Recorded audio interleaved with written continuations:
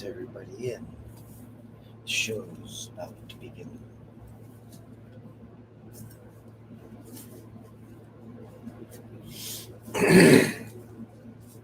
Under construction.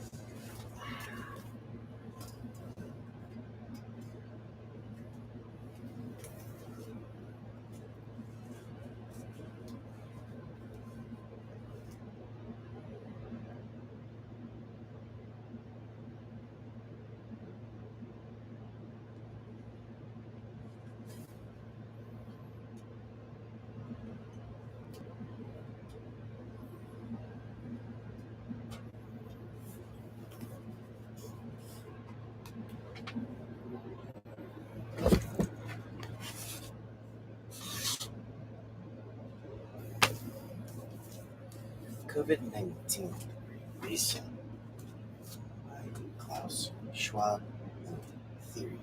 Alright, continue. Page 43. Circle back to 42, bottom of 1.2.1.2.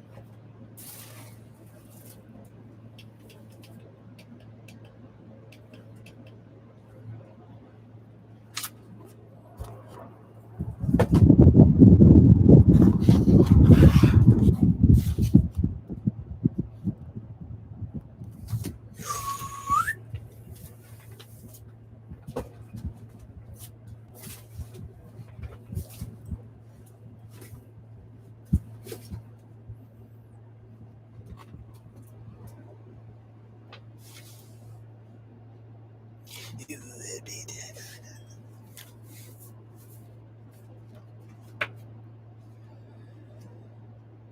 The economic fallacy of sacrificing a few lives to save growth. Throughout the pandemic, there has been a perennial debate about saving lives versus saving the economy, lives versus livelihoods. This is a false trade off from an economic standpoint. The myth of having to choose between public health and a hit to GDP growth can easily be debunked. Leaving aside not insignificant ethical issue of whether sacrificing some lives to save the economy is a social Darwinian proposition or not. Deciding not to save lives will not improve economic welfare. The reasons are twofold. One, on the supply side, if prematurely loosening the various restrictions and the rules of social distancing results in an acceleration of infection, which almost all scientists believe it would.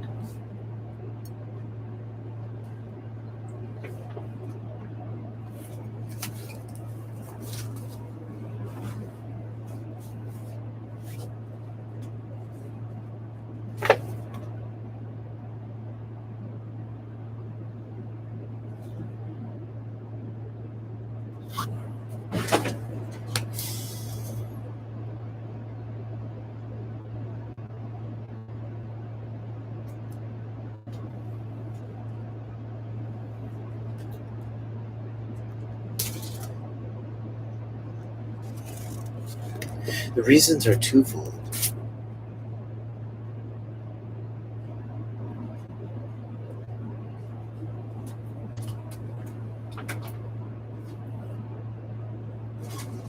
One, on the supply side, if prematurely loosening the various restrictions on the rules of social distancing results in an acceleration of infection, which almost all scientists believe it would, more employees and workers would become infected and more businesses would just stop functioning. After the onset of the pandemic in 2020, the validity of this argument was proven on several occasions. They ranged from factories that had to stop operating because too many workers had fallen ill, primarily the case for work environments that forced physical proximity between workers, like in meat processing facilities, to naval ships stranded because too many crew members had been infected, thus preventing the vessel from operating normally. An additional factor that negatively affects the supply of labor is that around the world there were repeated instances of workers refusing to return to work for fear of becoming infected. In many large companies, employees who felt vulnerable to the disease generated a wave of activism, including work stoppages.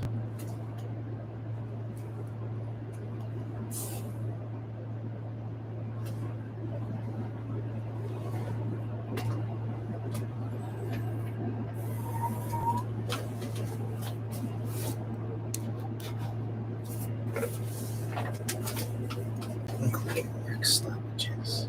Two, on the demand side, the argument boils down to the most basic and yet fundamental determinant of economic activity: sentiments.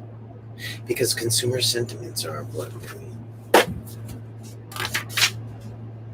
top of page 44, drive economies.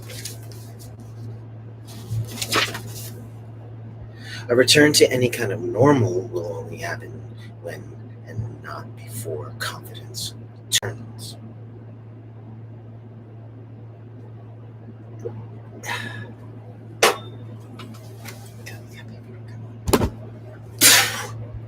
Ah, Chuck E. Cheese. Chuck E.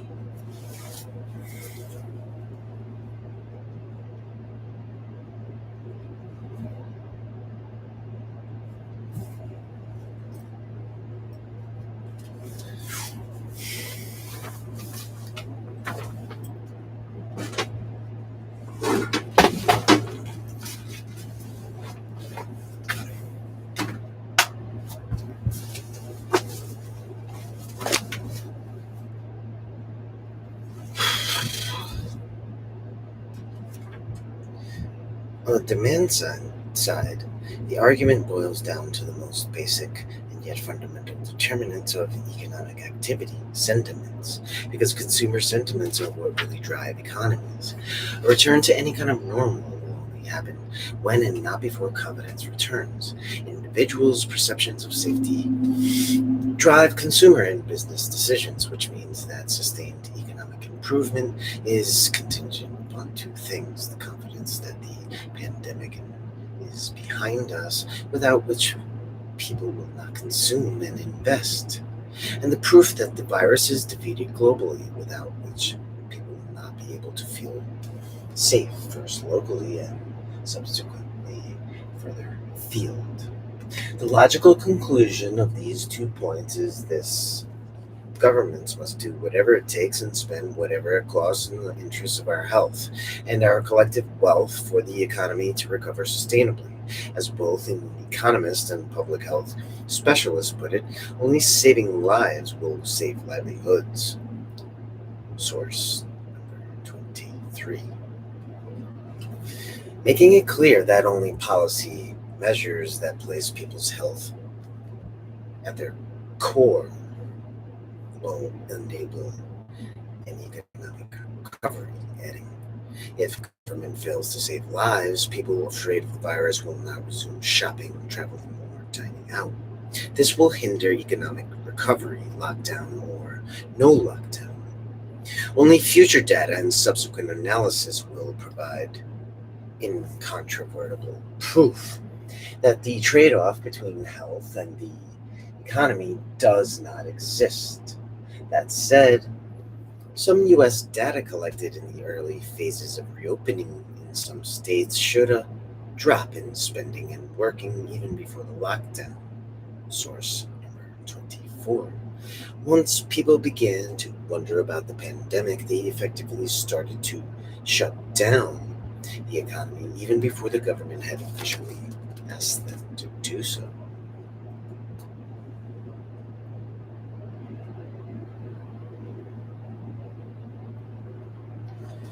O2 got interrupted by a FEMA alert. A similar phenomenon took place after some American states decided to partially reopen. Consumption remained subdued. Top of page 45.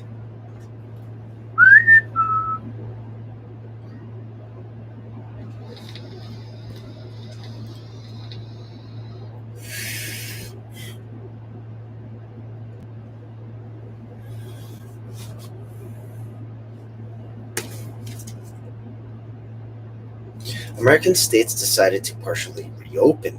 Consumption remained subdued. This proves the point that economic life cannot be activated by fiat, but it also illustrates the predicament that most decision makers experience when having to decide whether to reopen or not.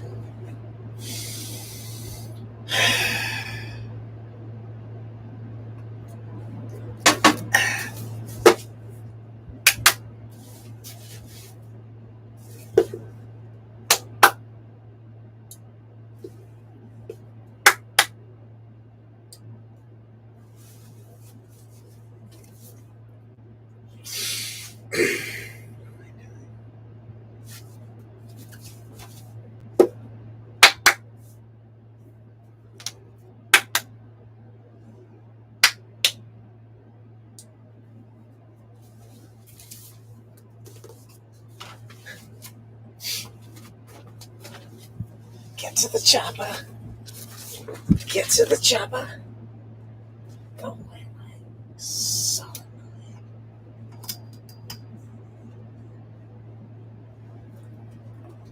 I can't see. Terrible idea.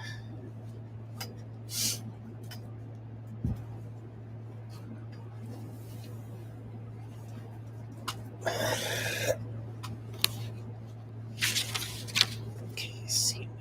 Top of 45. A similar phenomenon took place after some American states decided to partially reopen. Consumption remained subdued.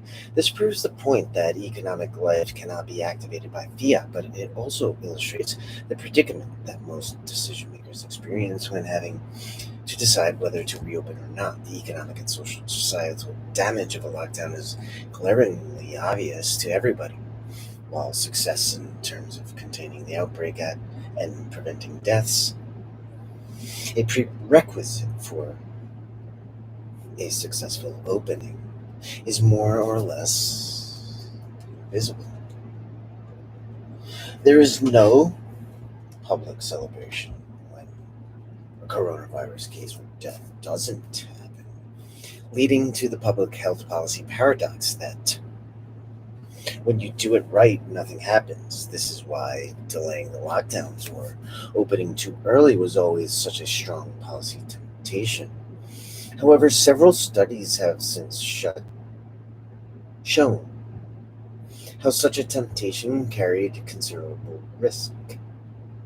Two, in particular, coming to similar conclusions with different methodologies, modeled what could have happened without lockdown. According to one conducted by Imperial College in London, wide-scale rigorous lockdowns imposed in March 2020 averted 3.1 million deaths in 11 European countries, including the UK, Spain, Italy, France, and Germany. Reference number 25. The other, led by the University of California, Berkeley, concluded that 530 million total infections, corresponding to 62 million confirmed cases, were averted in 6 countries: China, South Korea, Italy, Iran, France, and the US, by the confinement measures that each had put into place. Reference number 26. The simple conclusion in countries afflicted with registered COVID 19 cases that that at the peak were roughly doubling. Every 2 days, governments had no reasonable alternative but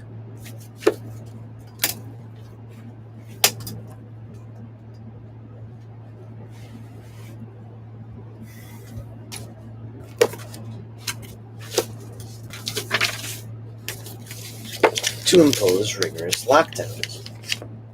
Pretending otherwise is to ignore the power of exponential growth and the considerable damage it can inflict through a pandemic because of the extreme velocity of the COVID 19 progression.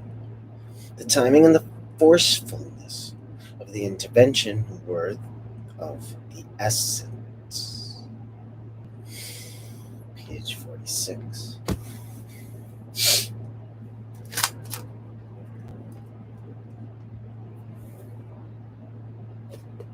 1.2.2. Growth and employment. Before March 2020, never had the world economy come to such an abrupt and brutal stop.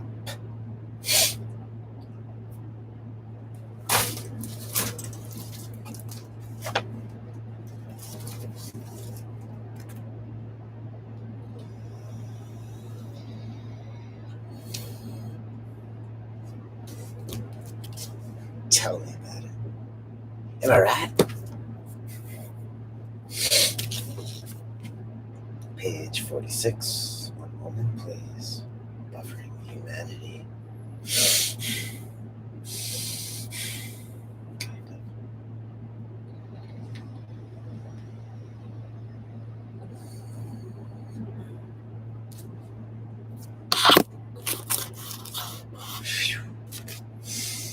Before March 2020, never had the world economy come to such an abrupt and brutal stop. Never before had anyone alive experienced an economic collapse so dramatic and drastic both in its nature and pace.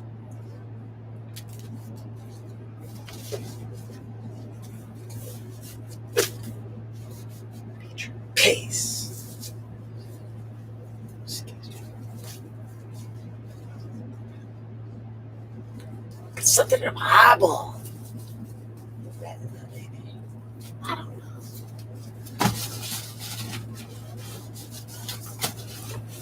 I don't know. Whatever.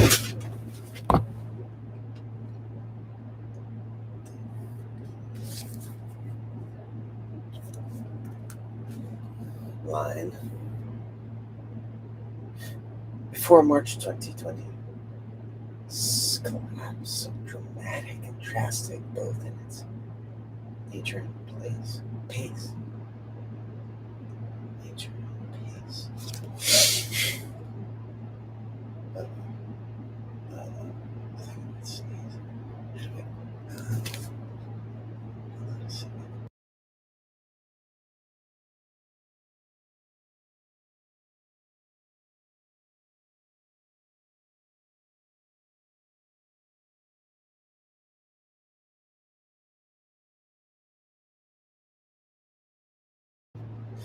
We're back. The shock that the pandemic has inflicted on the global economy has been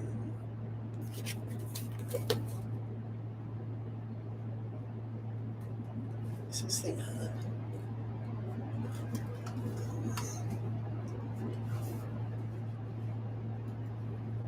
Piano.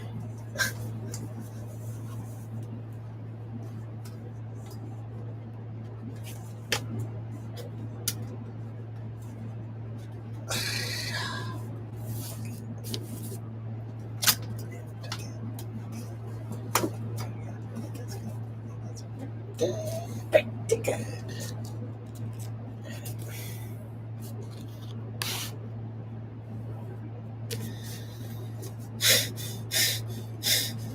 Oh shit, this place is pressurized. I'm brushing teeth. Electric can't hear. 2 minutes. Good. I should brush my teeth, but I can't interrupt my coffee drinking. Dentists say don't hold the coffee inside your mouth. apparently, maybe someone does have habits with coffee drinking.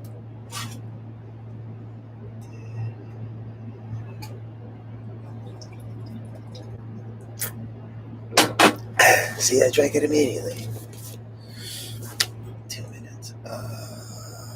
Cleansing breath. I don't have time for that. I don't have time for that. Come on. Let's go. Let's go. Let's go. Take a little quick stretch. Dang, is this? Oh, man. Oh my God. Pressurized? Did I depressurize?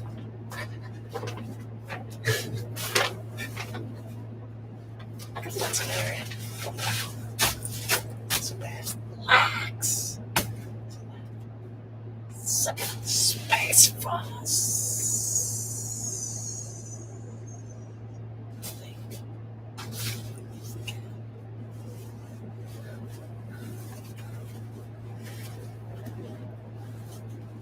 I don't think he's dropping bombs in my dust bombs. Is that funny? Stop laughing at it. Don't laugh at it. Oh, fragile. Damn it. Don't curse on the stream. Ow! I can't see a damn thing.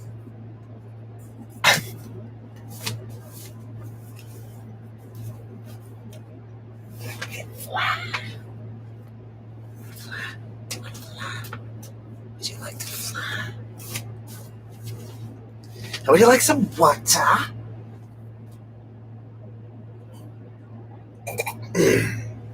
Oh, great. Wonderful. One human family person and a place for hate. Something from somewhere. Awesome. Somewhere awesome. Somewhere awesome. Somewhere awesome. Somewhere awesome. Somewhere awesome. I wanna somewhere awesome.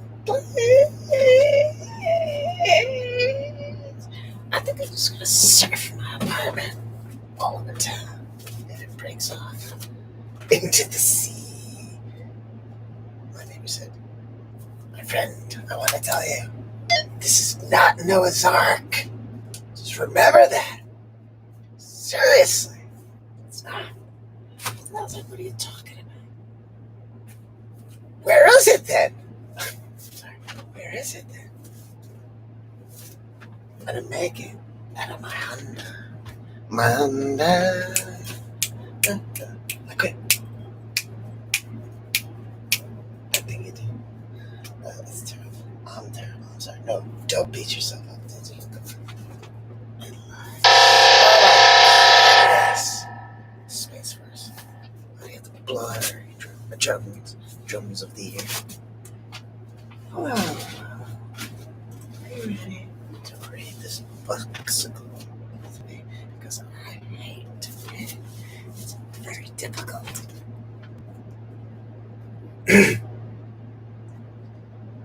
Time check 12:38 a.m. on the Lunga the beach in Nueva York. Time is 75 degrees. It's a solid midnight. 12:38 approaching 12:39 a.m. on the East Coast, Long Beach, New York. The ocean is a block away.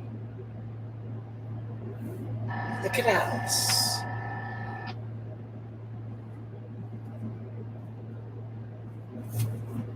Approximately 7 blocks. And the miles of the stretching of the beach.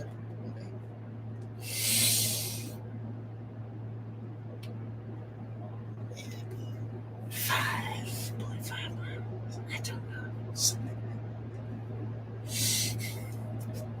3 points of exit. Approximate bridges. crossing distance is not terrible. With boats flying up around the sun.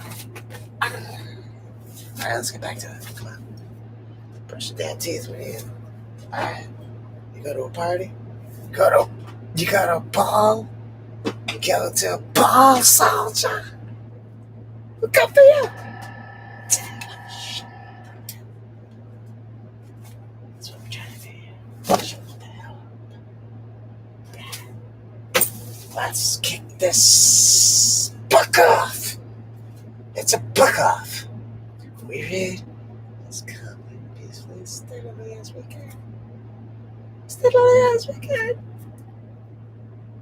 Okay.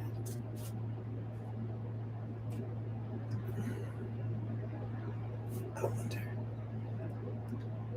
Dylan, look at me, please. Just Davy Crockett gave this to me in the war of the battle of the raccoons. When the Beatles were there. Well, the Beatles were there at a magical mystery tour. Oh, you bet they were. Yes, they were. Believe it. Yes, they had the van. The magical mystery van. Of course they did.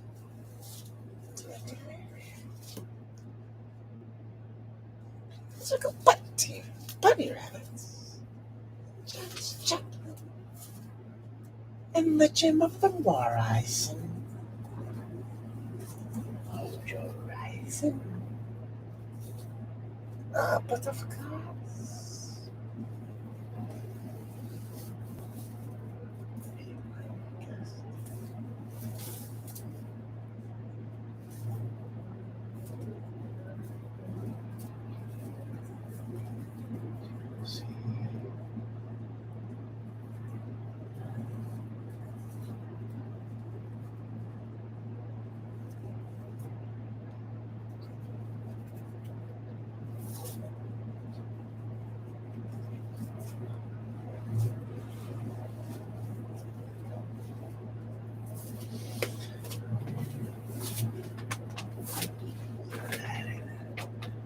Alright, I'm pretty sure I'm going to read this entire book in 5 seconds flat. I know I can do that.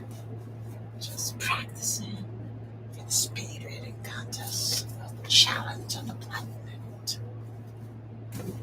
Of course, there is a squirrel stuck in my wall.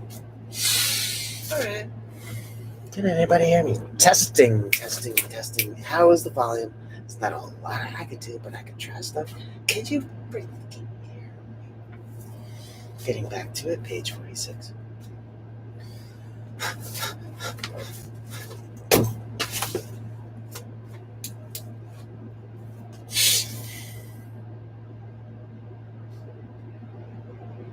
The shock that the pandemic has inflicted. I shouldn't have wasted all that energy. Oh my god.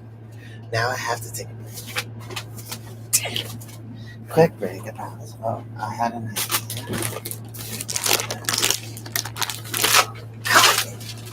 Yes.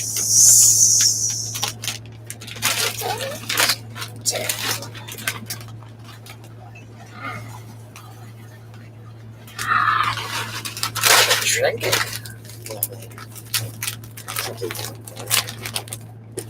Alright. Nobody has time for this. I can't speed this up anymore. And if I could, I would. Buy some Skittles. Pinks only. Only pink. Just in blue. Like a coal, like a freaking metallic blue. But no, it doesn't have poison inside. Okay, you hear me? And copy. And the image is better. Excellent. I think I'll freaking read this entire book. Well, check. Check. I think I can do to speed my life up. I think I can read this book immediately, please. but that people would understand it immediately. Like, boom, it's done. Wow, what else can I do now? Not this. It's painful to read. But guess what? You take one little micro break. I know I said I already took my break. I don't get paid to do this. So I guess it's my time. I'm gonna fly. Hold on. I gotta push some buttons.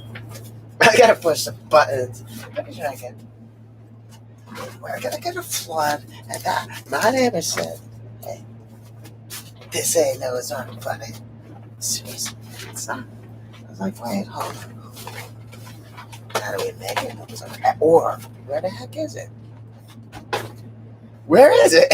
Where is it? Where is it? One moment, please. I have to tell something cool with my helmet. Don't look at me. Look at me. Don't look at me. Don't look at me. Quiet. Silence breaks. 12:46 a.m. 73 degrees in Long Beach, New York, where the ocean looked calm as could be. Last I checked it. One moment, please. Buffering.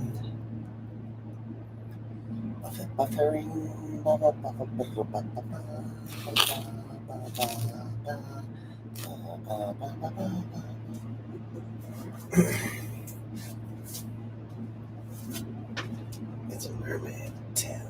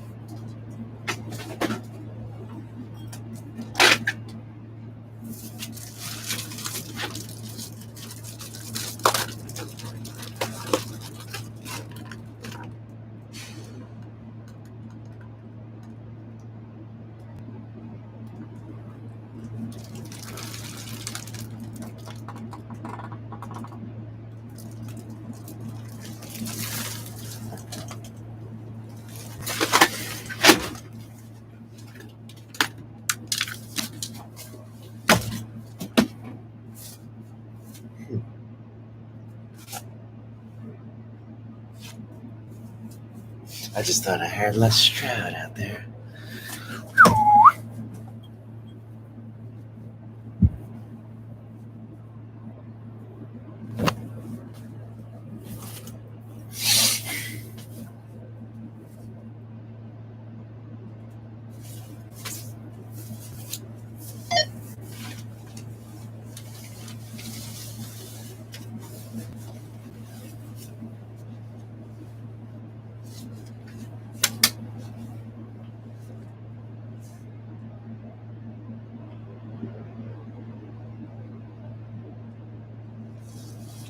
You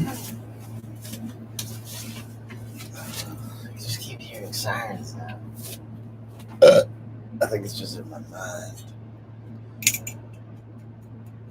It's just the fans. This is coffee. I forgot. I tried this with water. It was very refreshing. Don't forget that's coffee. Otherwise it'll be weird. Yeah. What the hell up?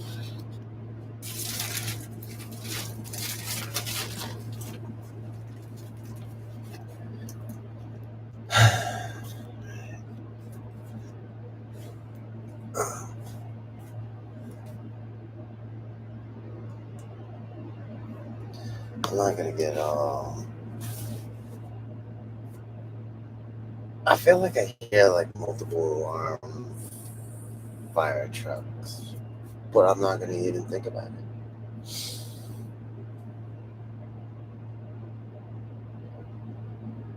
I'm not focusing on it. Line.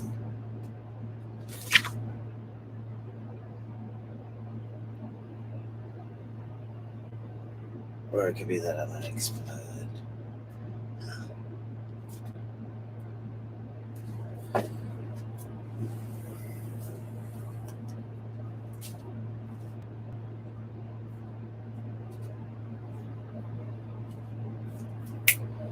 Alright, I think I'm back. Right here. Let's take a gander.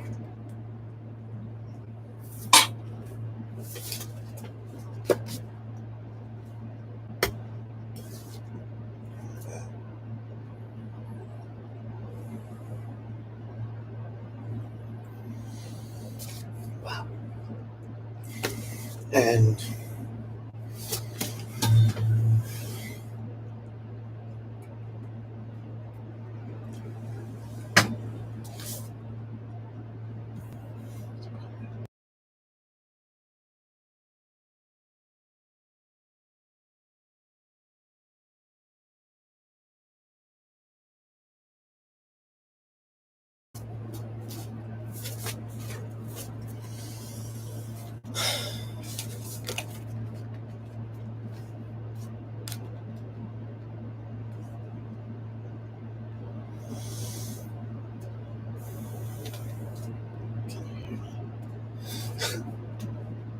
I wasn't talking.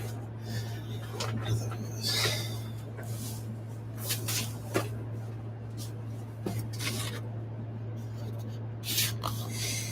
And welcome back, everybody.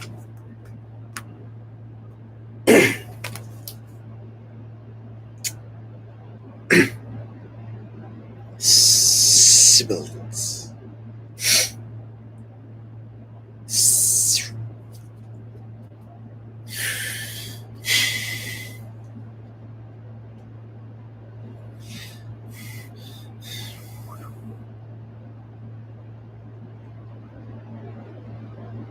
The shock that the pandemic has inflicted, 46 page, on the global economy has been more severe and has occurred much faster than anything else in recorded economic history. Even in the Great Depression in the early 1930s and the global financial crisis in 2008, it took several years for GDP to contract by 10% or more, and for unemployment to soar above 10%. With the pandemic disaster like oh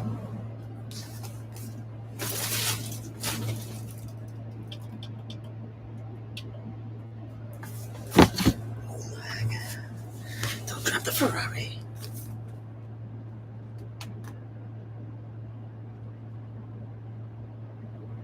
With the pandemic, check.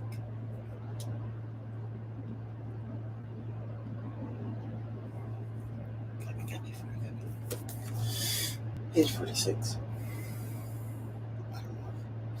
The pandemic disaster like macroeconomic outcomes, in particular exploding unemployment levels and plunging GDP growth, happened in March 2020 over the course of just 3 weeks. COVID-19 inflicted a crisis of both supply and demand that led to the deepest dive on record for the global economy for over 100 years. As the economist Kenneth Rogoff warned, everything depends on how long it lasts, but if this goes on for a long time, it's certainly going to be the mother of all financial crises. Source 27. Top of page 47. The length and acuteness of the downturn and its subsequent hit to growth and employment depend on three things. One, the duration and severity of the outbreak. Two, each country's success at containing the pandemic and mitigating its effects. And three, the cohesiveness of each society in dealing with the post-confinement measures and the various opening strategies.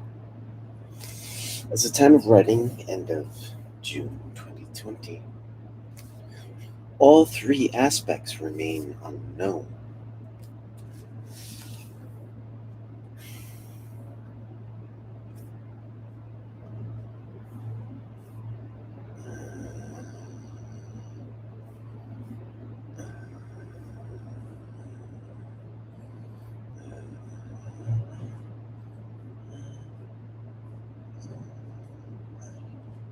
Microphones?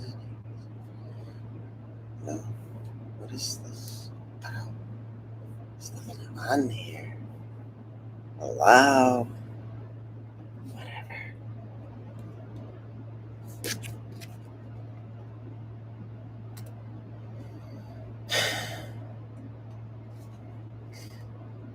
At the time of writing, end of June 2020, all three aspects remained unknown.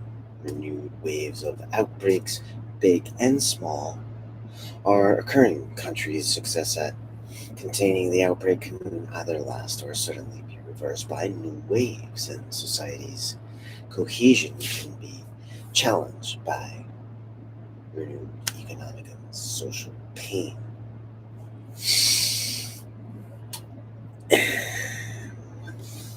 And I'd like all and any current, future, present in the now space comments are welcome, though I may not respond to them because I am reading a book by Klaus Schwab and Theory Alright, entitled COVID the Great Reset. COVID 19 the Great Reset.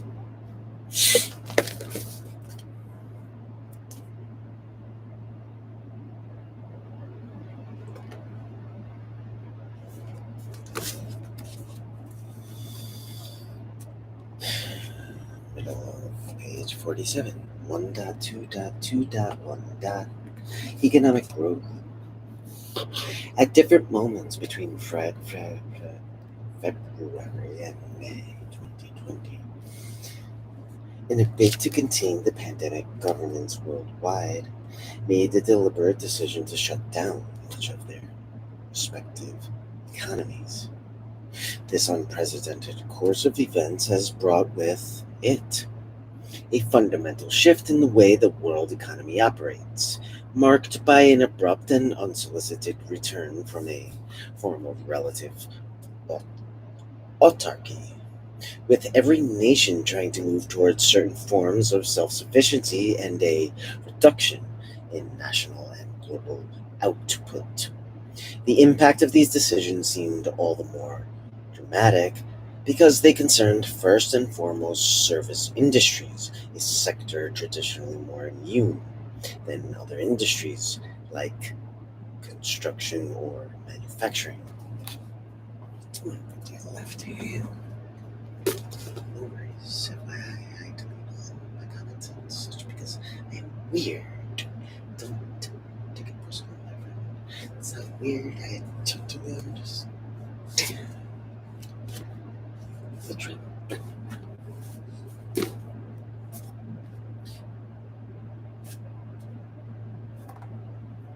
Page 47.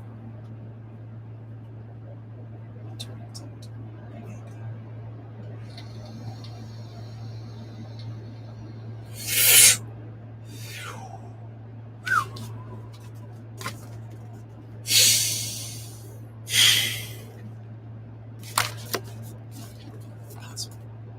Mission Impossible. Mission Impossible. Oh my god.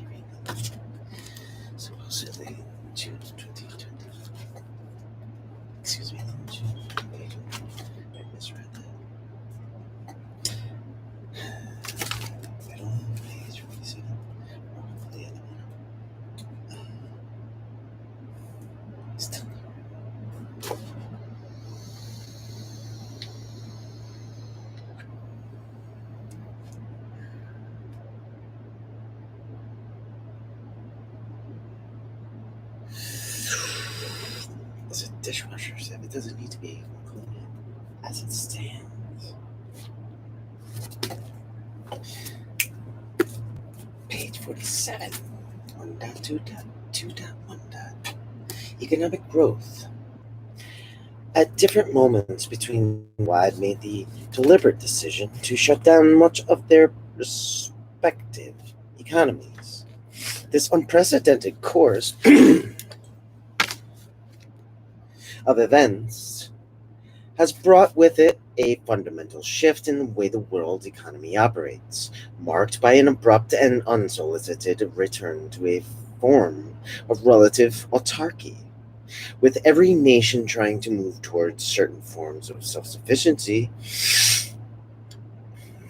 and a reduction in national and global output, the impact of these decisions seemed all the more dramatic because they concerned first and foremost service industries, a sector traditionally more immune than other industries like construction or manufacturing to the cyclical swings of economic growth. Consequently, the service sector, that represents by far the largest component of economic activity in any developed economy, about 70% of GDP, and more than 80% of employment in the US, was hit the hardest by the pandemic. It also suffered from another distinctive characteristics. Contrary to manufacturing or agriculture, lost revenues in service are gone forever. They cannot be deferred because service companies don't hold inventories or stock raw materials. Several months into the pandemic, it looks like even a semblance of a return to business as usual for most service companies is inconceivable. As long as COVID-19 remains a threat to our health, this in turn suggests that a full return to normal cannot be envisaged before a vaccine is available. When might that be?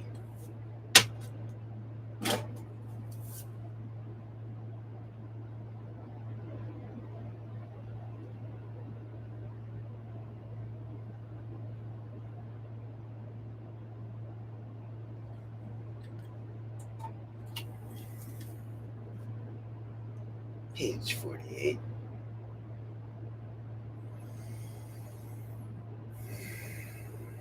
Several months into the pandemic, it looks like even a semblance of a return. Can you hear this? Oh, the thermos? I don't think so. I don't know. It's like you gotta watch it. Like you gotta do some science with it. I don't know. I don't have a I don't have a dishwasher, so it doesn't matter to me. I'm not sure. I will look later for you. My brain is exploding. Maybe I'm too pressure. Maybe it's because I'm talking so much. Like it's digital.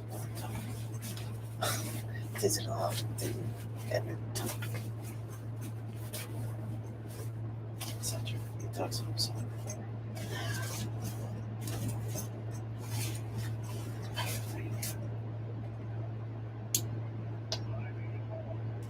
Nassau County Director.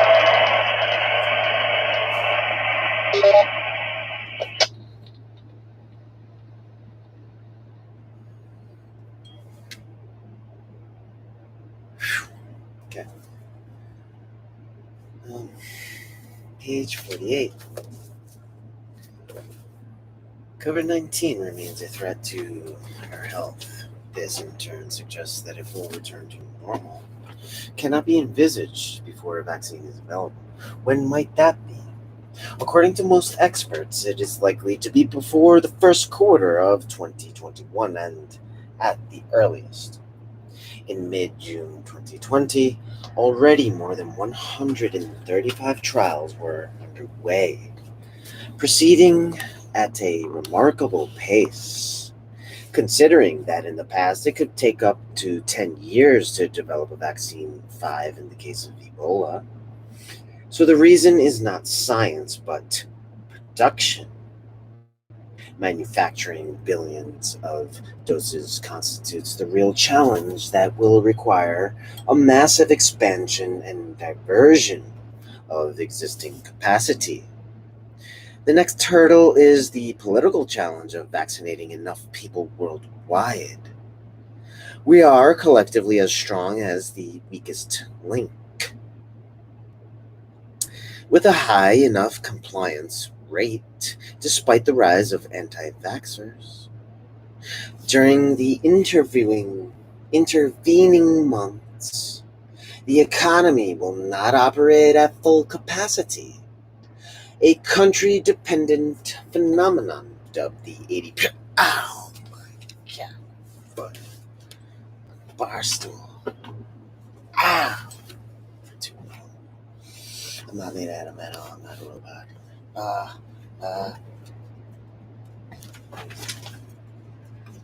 Houston, we have a problem. We need energy, free energy now.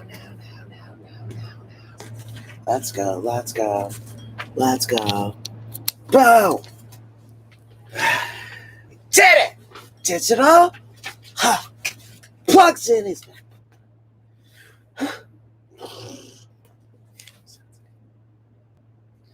baby digital.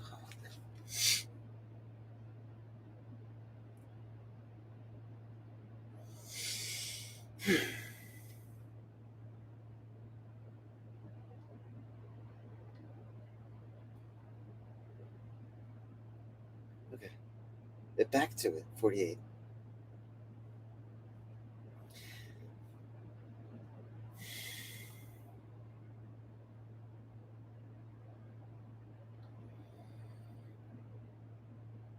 In the past, it could take up to 10 years to develop a vaccine, 5 in the case of Ebola. So the reason is not science, but production. Manufacturing billions of doses constitutes the real challenge that will require a massive expansion and diversion of existing capacity.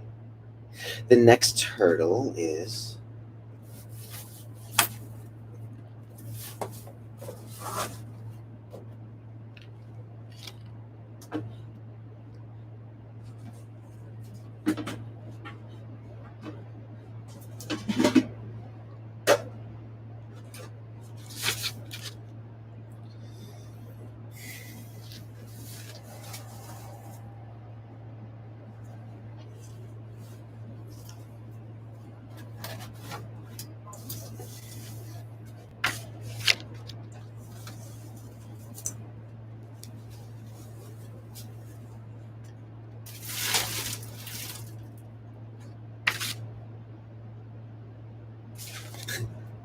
way to give him some suspense.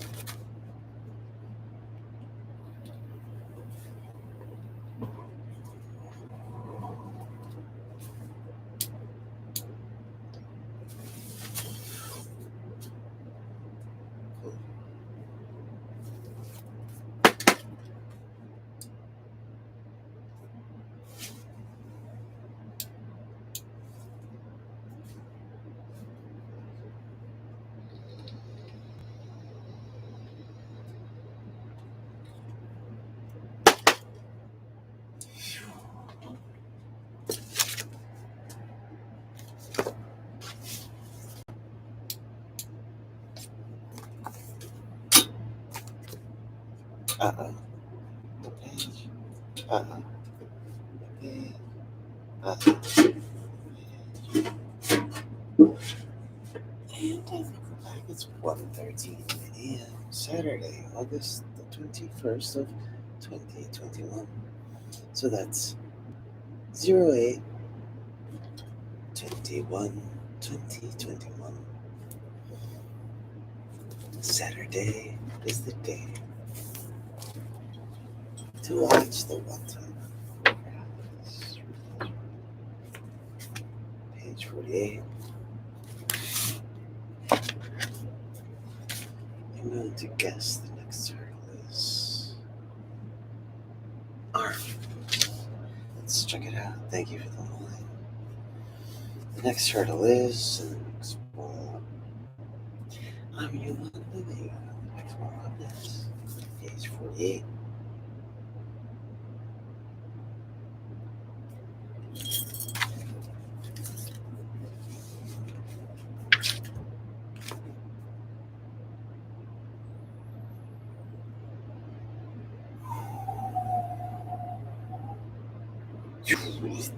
The next turtle is the political challenge of vaccinating enough people worldwide. We are collectively as strong as the weakest link, with a high enough compliance rate despite the rise of anti vaxxers. During the intervening months, the economy will not operate at full capacity, a country dependent phenomenon dubbed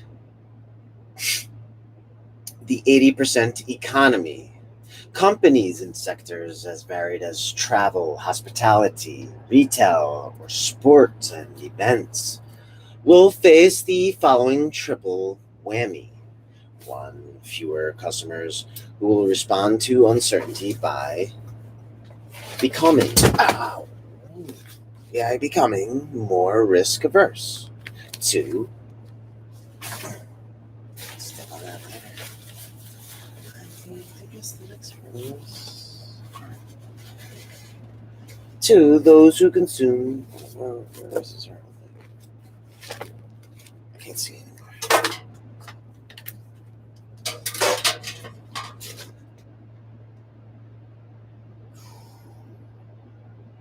Several months into the pandemic, it looks like even a semblance of return to business as usual for most companies is inconceivable as long as COVID-19 remains a threat to our health. This in turn suggests that a full return to normal cannot be envisioned before a vaccine is available.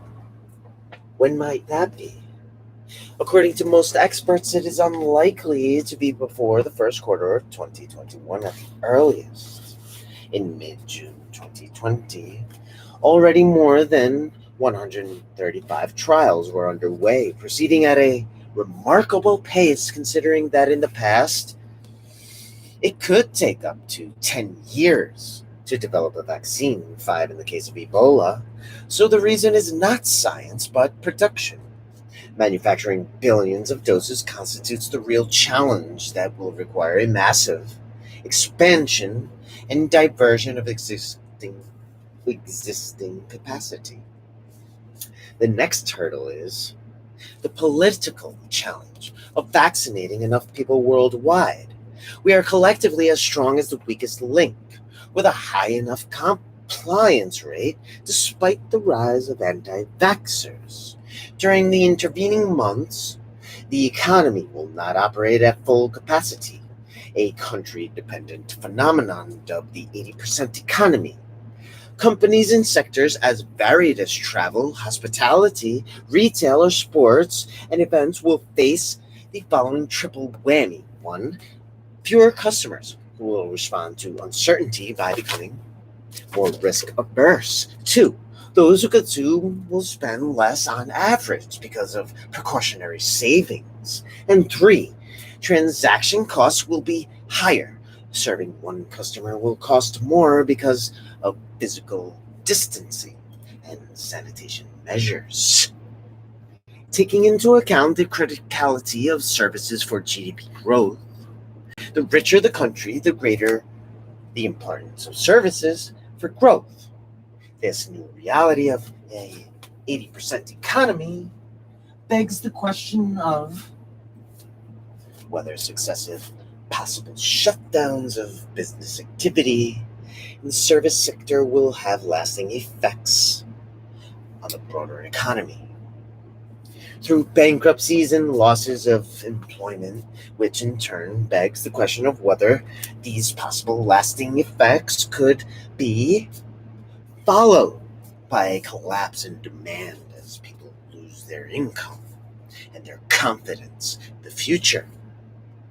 Such a scenario will almost inevitably lead to a collapse in investment among business and a surge in precautionary saving among consumers, with fallout in the entire global economy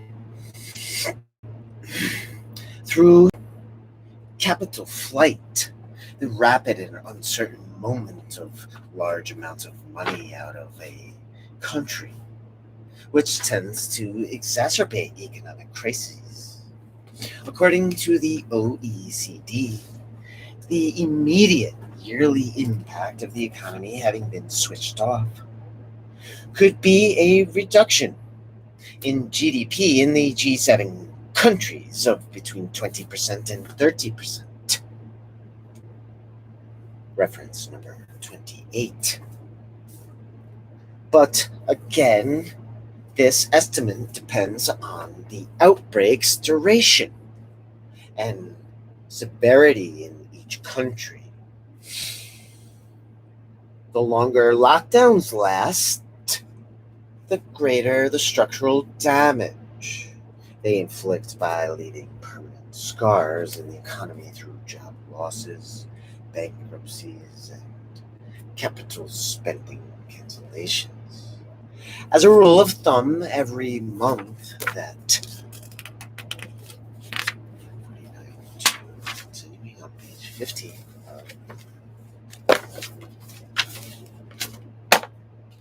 Large parts of an economy remain closed. Annual growth might fall by a further 2 percentage points. But as we would expect, the relationship between the duration of restrictive measures and the corresponding impact on GDP is not linear. The Dutch Central Planning Bureau found that every additional month of containment results in a greater non-proportional deterioration of economic activity. According to the model, a full month of economic hibernation would result in a loss of 1.2% in Dutch growth in 2020, while 3 months would cause a 5% loss.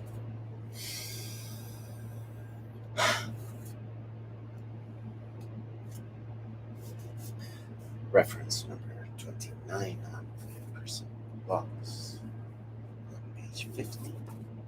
For the regions and countries that have already exited lockdowns, it is too early to tell how GDP growth will evolve. At the end of June 2020, some V-shaped data, like the Eurozone Purchasing Manufacturing Indices PMI, and a bit of anecdotal evidence generated a stronger than expected rebound narrative. But we should not get carried away for 2 reasons. One, the marked improvement in PMI in the Eurozone and the US does not mean that these economies have turned the corner. It simply indicates that business activity has improved compared to previous months, which is natural since a significant pickup in activity should follow the period of inactivity caused by rigorous lockdowns. 2, in terms of future growth, one of the most meaningful indicators to watch is the savings rate. In April, admittedly during the lockdown, the U.S. personal savings rate climbed to 33%.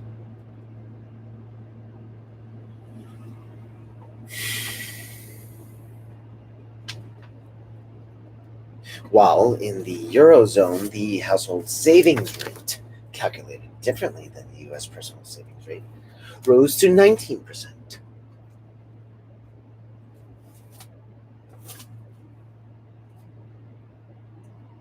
They will both significantly drop as the economies reopen, but probably not enough to prevent these rates from remaining at historical elevated levels. In its World Economic Outlook update, published in June 2020, the International Monetary Fund, IMF, warned about a crisis like no other and an uncertain recovery. Compared to April, it revised its projections for global growth downwards, anticipating global GDP at negative 4.9% in 2020, almost 2 percentage points below its previous estimate. Page 51 in the middle, 1.2.2.2.2 point. Employment. The pandemic is confronting the economy with a labor market crisis of gigantic proportions. The devastation is such and so sudden as to leave even the most seasoned policymakers almost speechless, and we're still nigh on policyless. In testimony before the U.S. Senate Committee on Banking on 19th of May, the Federal Reserve System's chairman, Jerome J. Powell, confessed this precipitous drop in economic activity has caused a level of pain that is hard to capture in words, as lives are upended amid great uncertainty about the future. Reference number 13.1. In just the 2 months of March and April 2020, more than 36 million Americans lost their jobs, reversing 10 years of job gains. In the U.S., like elsewhere, temporary dismissals caused by the initial lockdowns may become permanent, inflicting intense social pain that only robust social safety nets can alleviate, and profound structural damage on countries' economies.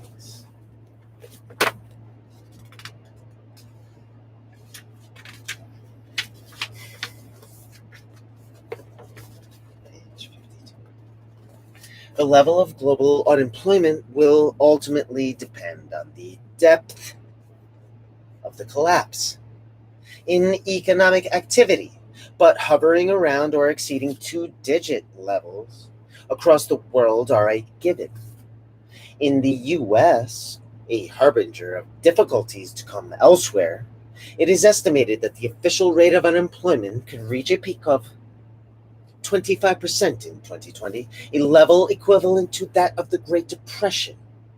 That would be even higher if hidden unemployment were to be taken into account, like workers who are not counted in official statistics because they are so discouraged they abandoned the workforce and ceased looking for a job, or part-time workers who are looking for a full-time job. The situation of employees in the service industry will be particularly dire. That of workers not officially employed will be even worse. Really? Tell me why. As for GDP growth, the magnitude and severity of the unemployment situation are country dependent. Each nation will be affected differently, depending on its economic structure and the nature of its social contract. But the US and Europe offer 2 radically different models of how the issue is being addressed by policymakers and of what lies ahead.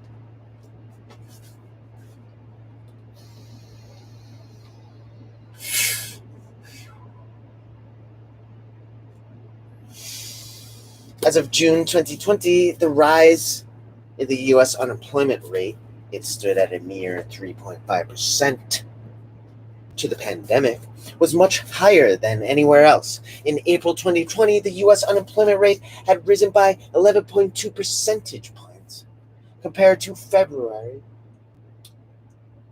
while during the same period in Germany, it had increased by less than 1 percentage point. 2 reasons account for this striking difference. 1, the U.S. labor markets has a hire and fire culture, page 53, top of, that doesn't exist and is often prohibited by law in Europe. And 2, Right from the onset of the crisis, Europe put into place fiscal measures destined to support employment. And the US government support so far, June 2020, has been larger than in Europe, but of a fundamentally different nature. It provides income support for those who lost their job, with the occasional result that those displaced are better off than in their full-time jobs before the crisis. In Europe, by contrast, the governments decided to directly support those businesses that kept workers formally employed in their original jobs, even when they were no longer working full-time or not working at all. In Germany, the short-time working scheme called Kurzarbeit, a model emulated elsewhere, replaced up to 60% of earnings for 10 million employees who would have otherwise lost their jobs. While in France, a similar scheme was also compensated a similar number of workers by providing them with up to 80% of their previous salary. Many other European countries came up with similar solutions, without which layoffs and redundancies would have been more consequential. These labor market supporting measures are accompanied by other governmental emergency measures, like those giving insolvent companies the possibility to buy time. In many European countries, if firms if firms can prove that their liquidity problems were caused by the pandemic, they won't have to file for bankruptcy until later, possibly as late as March 2021. In some countries, this makes eminent sense if the recovery takes hold, but it could be that this policy is only postponing the problem.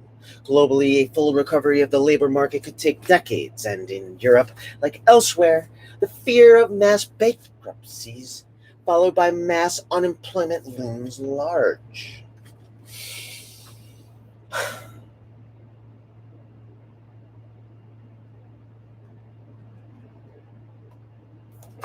COVID-19, the Great Reset, by Klaus Schwab.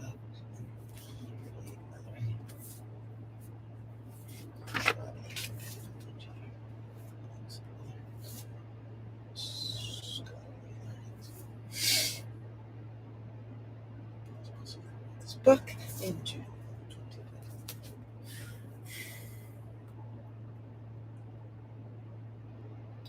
Page 54.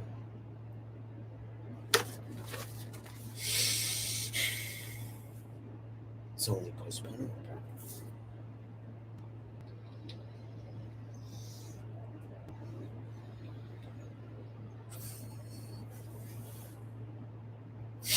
Globally, a full recovery of the labor market could take decades, and in Europe, like elsewhere, the fear of mass bankruptcies followed by mass unemployment looms large.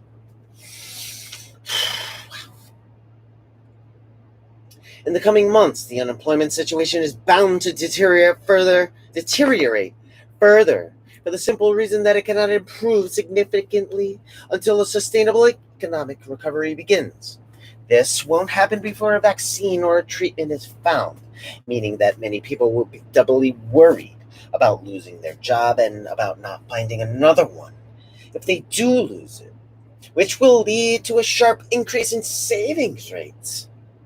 In a slightly more distant time, from a few months to a few years, two categories of people will face a particularly bleak employment situation: young people entering for the first time a job market devastated by the pandemic, and workers susceptible to be replaced by robots.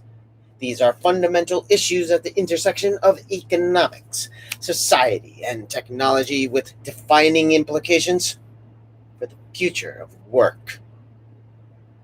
Automation, in particular, will be a source of acute concern. The economic case that technology always exerts a positive economic effect in the long term is well known. The substance of the argument goes like this: automation is disruptive, but it improves productivity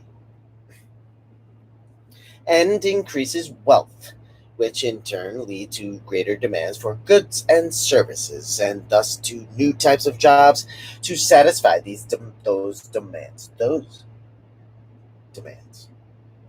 This is correct, but what happens between now and the long term?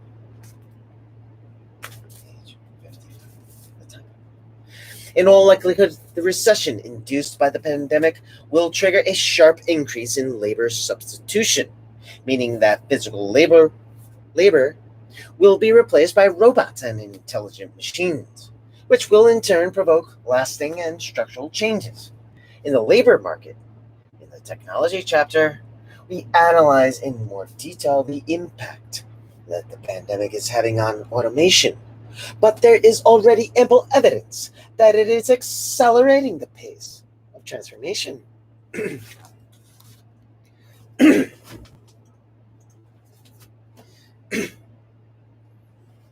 is accelerating the pace of transformation.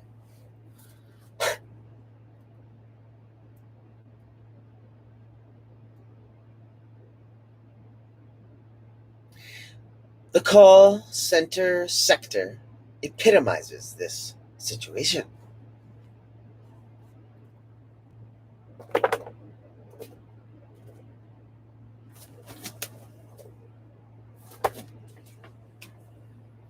In the pre-pandemic era, new artificial intelligence AI-based technologies were being gradually introduced to automate some of the tasks performed by human employees. The COVID-19 crisis and its accompanying measures of social distancing has suddenly accelerated this process of innovation and technological change.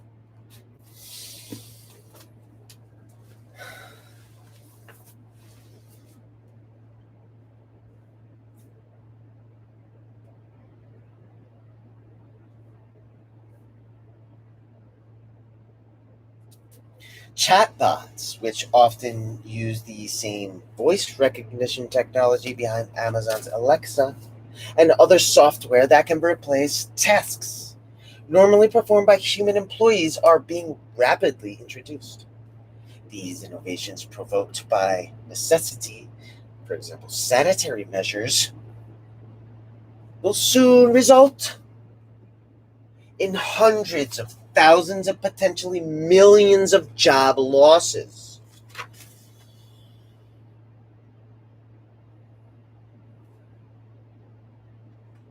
As consumers may prefer automated services to face-to-face interactions for some time to come, what is currently happening with call centers will inevitably occur in other sectors as well.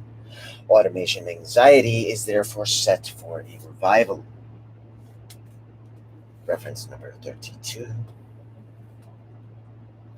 Which the economic recession will exacerbate. The process of automation is never linear. It tends to happen in waves and often in harsh economic times when the decline in companies' revenues makes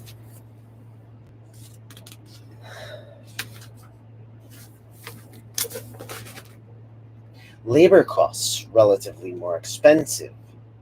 This is when employees replace less skilled workers with automation to increase labor productivity. Source number 333. Low-income workers in routine jobs in manufacturing and services like food and transportation are those most likely to be affected. The labor market will become increasingly polarized between highly paid work and lots of jobs that have disappeared or aren't well paid and are not very interesting. In emerging and developing countries, particularly those with a youth bulge, technology runs the risk of transforming the demographic dividend into a demographic nightmare, because automation will make it much harder to get on the escalator of economic growth. It is easy to give way to excessive pessimism because we human beings find it much easier to visualize what is disappearing than what is coming next. We know and understand that levels of unemployment are bound to rise globally in the foreseeable future. But over the coming years and decades, we may be surprised. We would witness an unprecedented wave of innovation and creativity driven by new methods and tools of production. There might also be a global explosion of hundreds of thousands of new micro industries that will hopefully employ hundreds of millions of people. Of course, we cannot know what the future holds, except that much will depend on the trajectory of the future economic growth. Top of page 57. In the post-pandemic era, according to current projections, the new economic normal may be characterized by much lower growth than in past decades. As the recovery begins, quarter to quarter GDP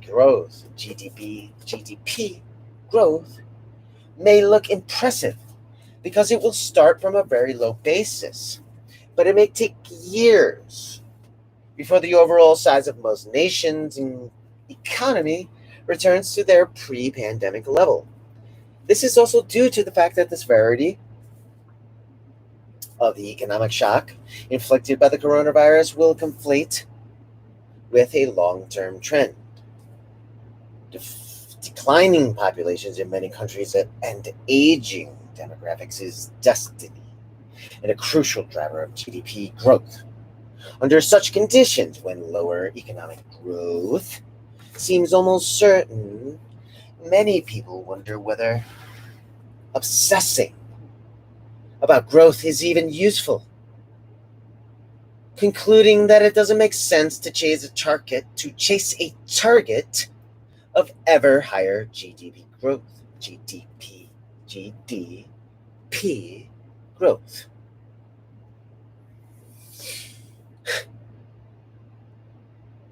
Comments are encouraged. The deep disruption caused by COVID-19 globally has offered societies an enforced pause to reflect on what is truly of value. With the economic emergency responses to the pandemic now in place, the opportunity can be seized to make the kind of institutional changes and policy choices that will put economies on a new path towards a fairer, greener future.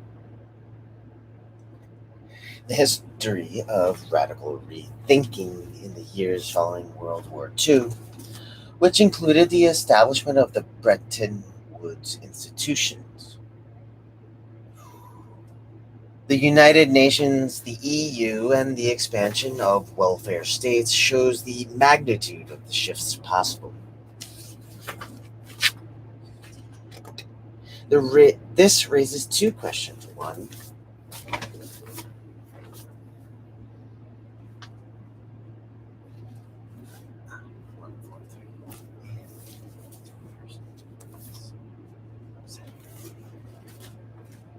page 58.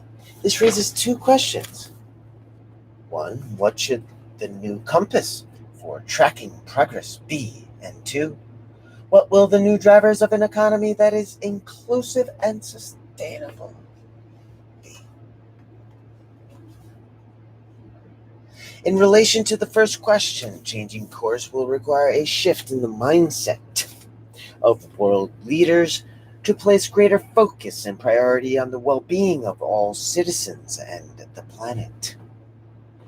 Historically, national statistics were amassed principally to furnish governments with a better understanding of the available resources for taxation and waging war.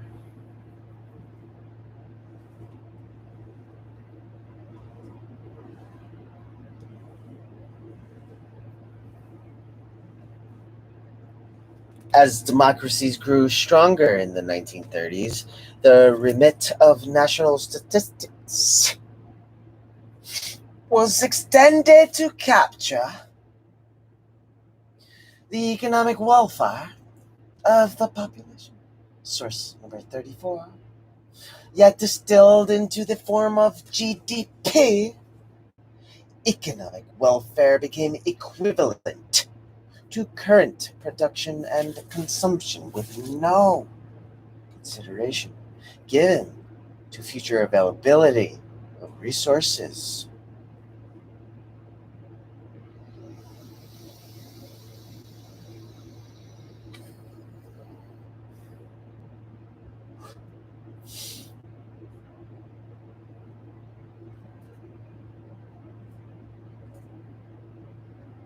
Policymakers over reliance on GDP.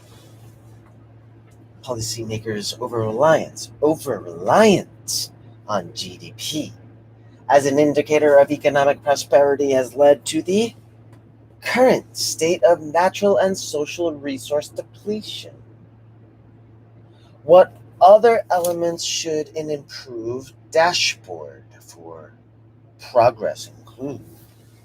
First, GDP itself needs to be updated to reflect the value created in the digital economy, the value created through unpaid work, as well as the value potentially destroyed through certain types of economic activity. The omission of value created through work carried out in the household has been a long-standing issue, and research efforts to create a measurement framework will need new momentum. In addition, as the digital economy is expanding, the gap between measured activity and actual economic activity has been growing wider. Furthermore, certain types of financial products, which through their inclusion in GDP are captured as value creating, as are merely shifting value from one place to another, or sometimes even have the effect of destroying it. Second, it is not only the overall size of the economy that matters, but also the distribution of gains and the progressive evolution of access to opportunity, with income inequality more marked than ever in many countries and technological developments, driving further polarization. Total GDP, or averages such as GDP per capita, are becoming less and less useful as true indicators of individuals' quality of life. Wealth inequality is a significant dimension of today's dynamic of inequality and should be more systemically tracked. Third, resilience. Third, resilience will need to be better measured and monitored to gauge the true health of an economy, including the determinants of productivity, such as institutions, infrastructure, human capital, and innovation ecosystems, which are critical for the overall strength of its system. Furthermore, the capital reserves upon which a country can draw in times of crisis, including financial, physical, natural, and social capital, will need to be tracked systematically, albeit that natural and social capital in particular are difficult to measure. They are critical to the social cohesion and environmental sustainability of a country and should not be underestimated. Recent academic efforts are beginning to tackle the measurement challenge by bringing public and private sector data sources together.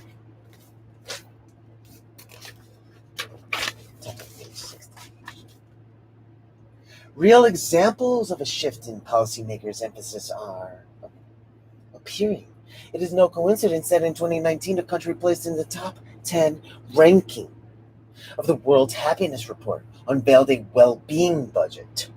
The Prime Minister of New Zealand's decision to earmark money for social issues such as mental health, child poverty, and family violence made well-being an explicit goal of public policy. In so doing, Prime Minister Ardern turned into policy what everybody has known for years: that an increase in GDP does not guarantee an improvement in living standards and social welfare.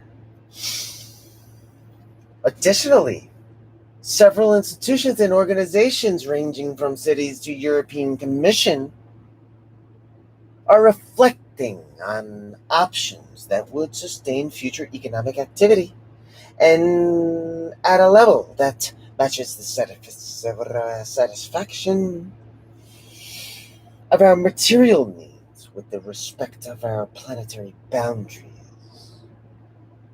The municipality of Amsterdam is the first in the world to have formally committed to this framework as a starting point for public decisions. In the post-pandemic world, the framework resembles a donut in which the inner ring represents the minimum we need to lead a good life as enunciated by UN Sustainable Development Goals, and the outer ring, the ecological ceiling, defined by Earth system scientists, which highlights the boundaries not to be crossed by human activity to avoid environmentally negative impact on climate, soil, oceans, the ozone layer, fresh water, and biodiversity. In between the two rings is the sweet spot, or dough, where our human needs and those of the planet are being met. We do not know yet whether the tyranny of GDP growth will come to an end, but different signals suggest that the pandemic may accelerate changes in many of our well-entrenched social norms.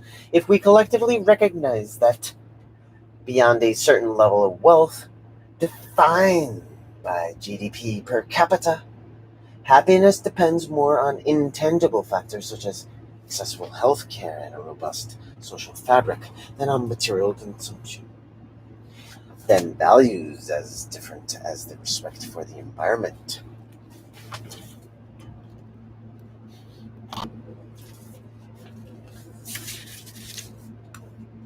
Responsible eating, empathy, or generosity may gain ground and progressively come to characterize the new social norms.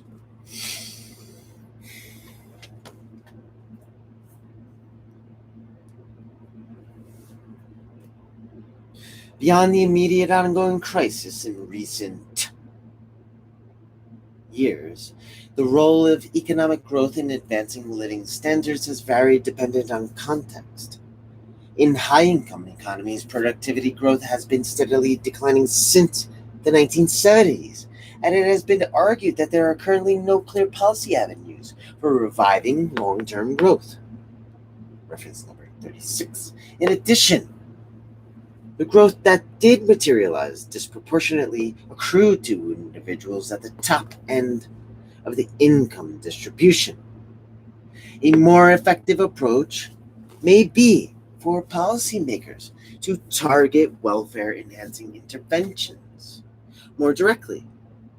Source number 37.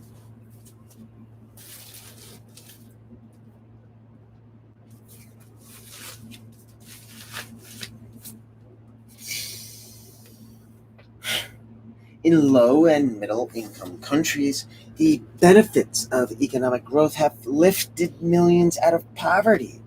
In large emerging markets, the policy options to boost growth performance are better known. For example, addressing basic distortions, yet new approaches will have to be found as the manufacturing-led development model is fast losing its power. With the advent of the fourth industrial revolution. Thanks, Professor Chen.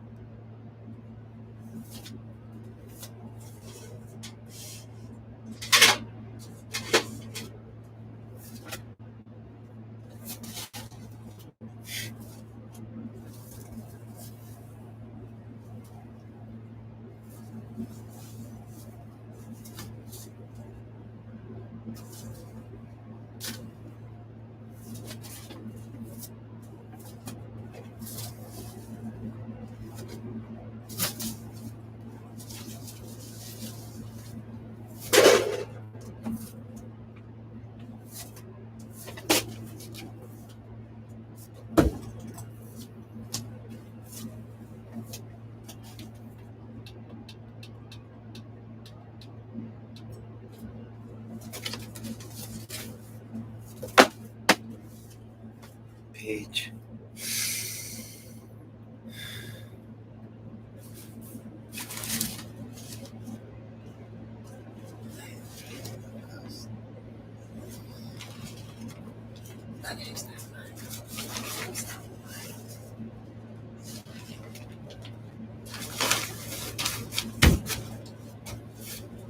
This is Evo Sun. Page.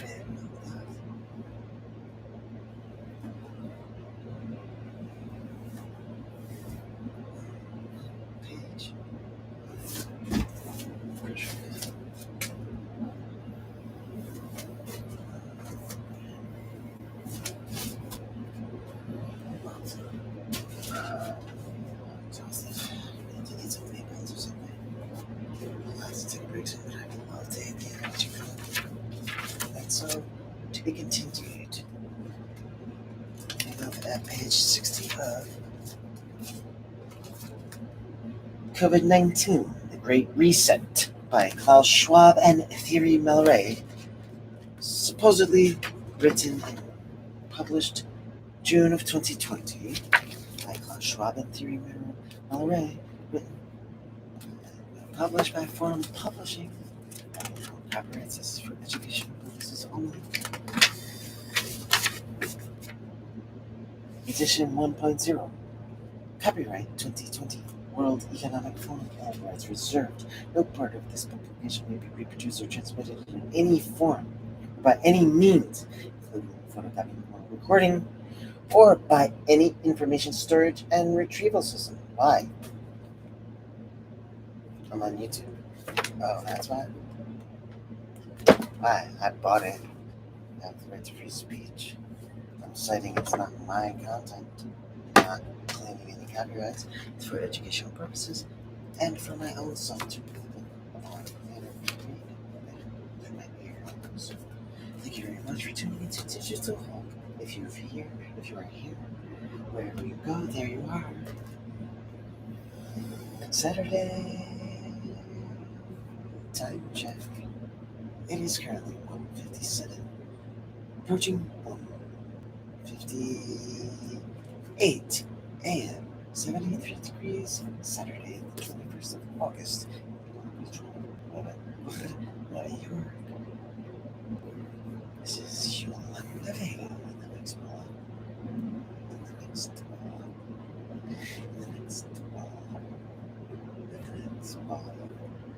This is Human Living in the next ball.